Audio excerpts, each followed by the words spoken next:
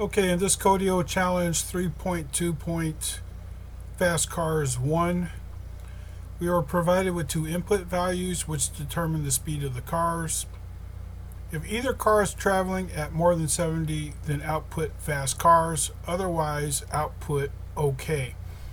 So because it's saying if either car is traveling at more than 70, we're going to use the OR operator.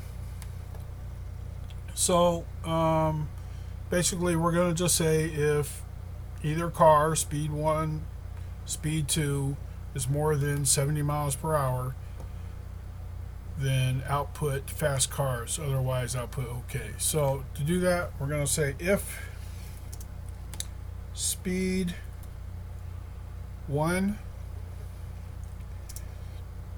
is greater than 70, or speed 2 is greater than 70,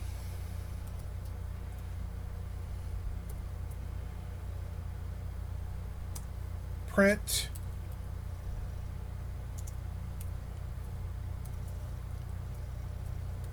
fast cars.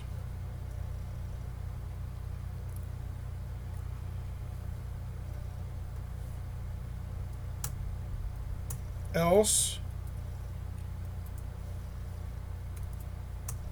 print OK.